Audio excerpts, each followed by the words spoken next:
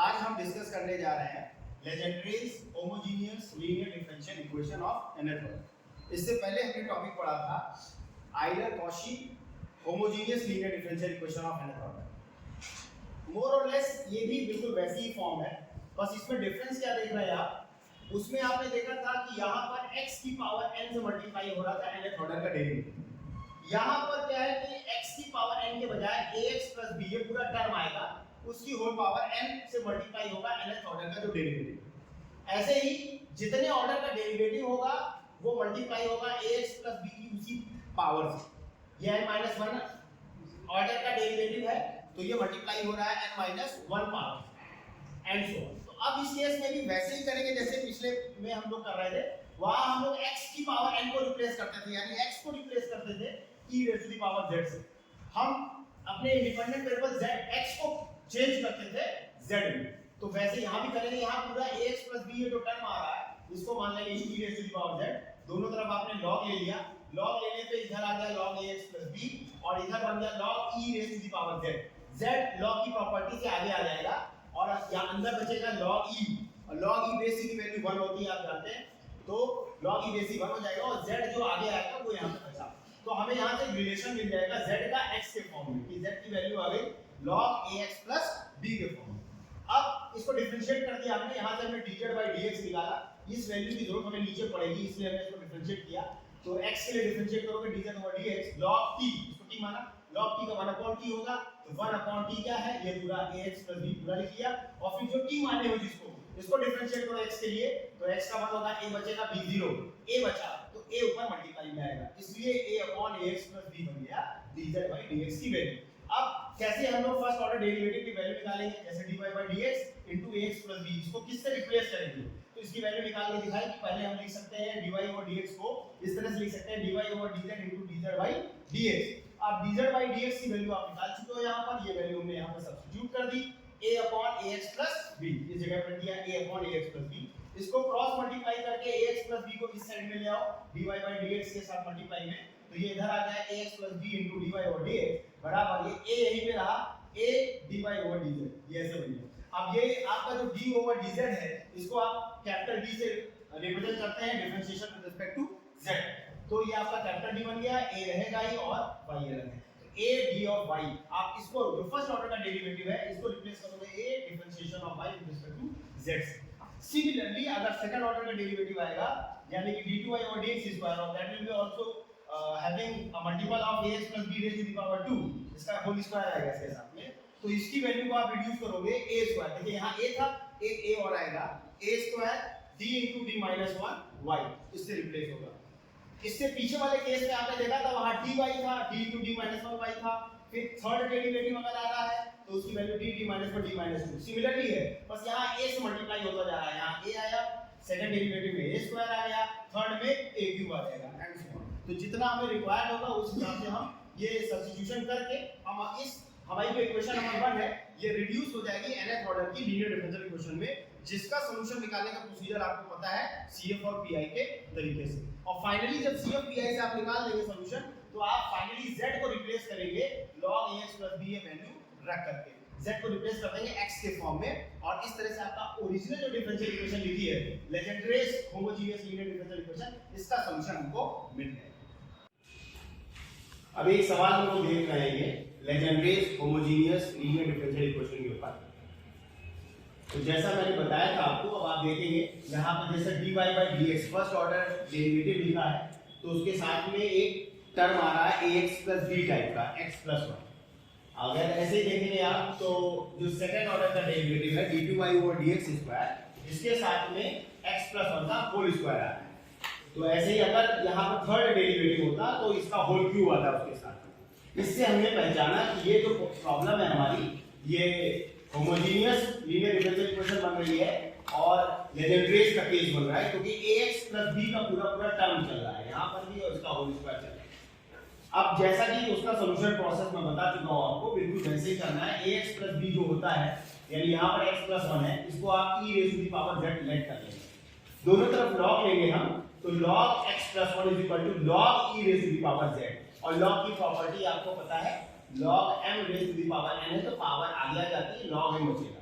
तो z आगे आ गया, log e बचेगा और आपको पता है कि log e बेस e पर वैल्यू जो है वो 1 होती है, इसलिए यहाँ पर सिर्फ z रह गया, log e बेस e 1 हो गया, z बराबर आ गया log x प्लस 1। इसको हमने क्वेश्चन नंबर 3 मान लिया। इस रिलेशन को हम लोग फाइनली जब फाइनल सॉल्यूशन लिखेंगे तो वहां यूज करेंगे। अच्छा, अब इसके बाद ये जो सब्स्टिट्यूशंस है, ये जैसा बताया था आपको मेथड में वैसे ही करना है। x + 1 dy ओवर dx जो फर्स्ट ऑर्डर डेरिवेटिव है, इसको a into कैपिटल dy से रिप्लेस करते हैं। a क्या होता है यहाँ पर? a x का कोएफिशिएंट है, आपको बताया था मैंने ax + b होता है, इस तरह से होता है इसका, लेकिन यहाँ पर हमारा जो x है उसका कोएफिशिएंट 1 है। आप देखिए यहाँ पर x के साथ कुछ नहीं, मतलब a की वैल्यू 1 है। This is from here we get that a = 1, तो यहाँ 1 रखते हैं आप a की जगह 1, तो फॉर्मूले में केवल इसका रिप्लेसमेंट हो जाएगा d of y। यहाँ पर ये बताना जरूरी है कि कैपिटल D का मतलब क्या है? Differentiation with respect to z, independent variable अब चेंज हो गया है, ये याद रखना जरूरी है।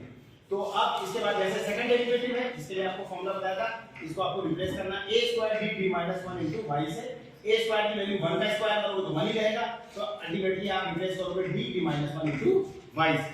अब ये सारी वैल्यू जो आपने रिप्लेसमेंट के लिए बताई, इसको उठा के क्वेश्चन नंबर 1 यानी जो हमारी प्रॉब्लम है उसमें रख देंगे। ये प्रॉब्लम है, तो इसमें पहले सेकंड डेरिवेटिव की वैल्यू रखी, और वो क्या है? d 1 * y रखा, प्लस फिर फर्स्ट डेरिवेटिव वाली वैल्यू रखी, वो क्या थी? d of y, तो रखा प्लस d of y, उसके बाद प्लस y लिख दिया, और 4 cos। अब राइट साइड में भी जो फंक्शन आपका x में था वो कन्वर्ट हो जाएगा z में, क्योंकि अब जो d चल रहा है that is differentiation with respect to z, independent variable change हो चुका है, इसलिए अब आप x का फंक्शन नहीं लिखेंगे राइट साइड में, z ले आएगा। तो z तक ये जो रिलेशन आपका आएगा z = log x + 1, इसको यूज करिए, log x + 1 की जगह z लिख दीजिए, यहां हमने इसको z से रिप्लेस कर दिया, अब फंक्शन बन गया 4 cos z। अब ये रिप्लेसमेंट इसको सॉल्व किया, y कॉमन ले लिया पहले मैंने इसमें, तो d 1 + d + 1 * y = 4 cos z। अब y कॉमन लेने के बाद ब्रैकेट ओपन कर दीजिए, d² - d + d + 1, ये इतना आ गया। अब ये इक्वेशन आपकी आ गई है जिसका सॉल्यूशन आपको पता है CF/PI मेथड से निकल जाएगा। तो अब CF/PI लगाना है आपको, देखिए सबसे पहले ऑक्सिलरी इक्वेशन लिखिए, उसको लिखने के लिए d की जगह m लिखिए और राइट साइड 0 कर दीजिए, y को छोड़ दीजिए, तो इक्वेशन क्या आ गई? m² + 1 = 0। तो यहां से रूट्स आ गए, m² = -1 और m बराबर रूट हो गया -1 का अंडर रूट प्लस - i। अब ये केस आपका कौन सा बन जाएगा? प्लस - i बीटा वाला केस थर्ड CF का।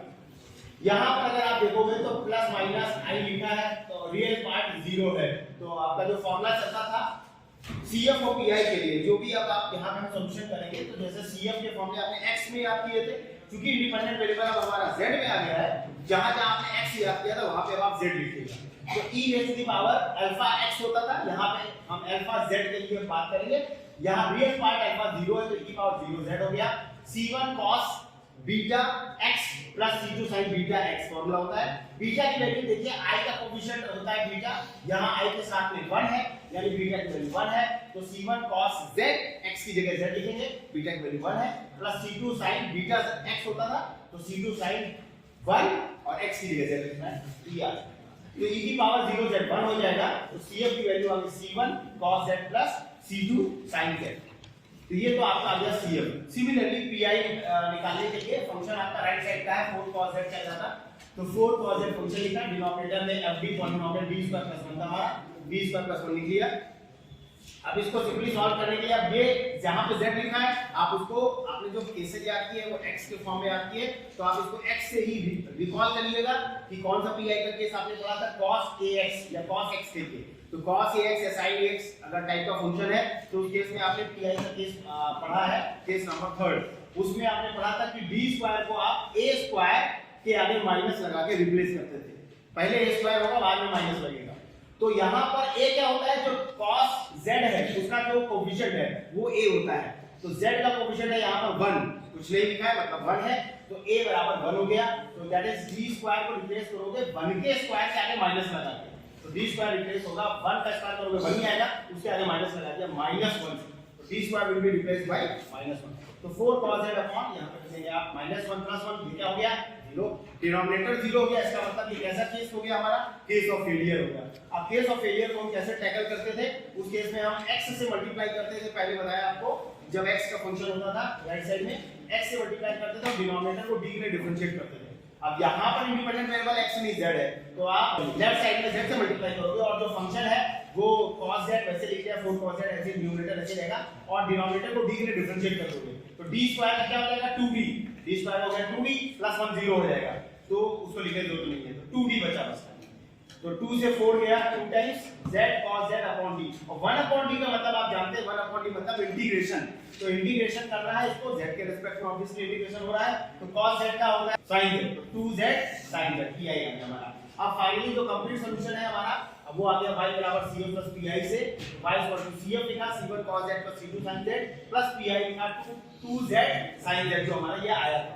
अब चूंकि ये हमारा जो ओरिजिनल प्रॉब्लम है वो y और x के लिए है, तो इसको सॉल्यूशन को हमें x में कन्वर्ट करना पड़ेगा, तो जो रिलेशन हमने इक्वेशन नंबर 3 में लिखा था, आप उसी रिलेशन को यूज करोगे, z बराबर, यहां पे देखिए रिलेशन था z बराबर log x plus 1, इसको उठा के यहां लिखो z की जगह पर, तो जहां-जहां z है, यहां पे देखिए z है तो लिखा c1 cos z, तो लिखा c1 cos log x plus 1 plus c2 sin z, ये हो गया c2 sin ब्रैकेट में log x plus 1, z की जगह ऐसे ही प्लस 2z, तो plus 2 times log x plus 1, फिर sin z, तो sin ब्रैकेट में log x, तो ये आ गया आपका कंप्लीट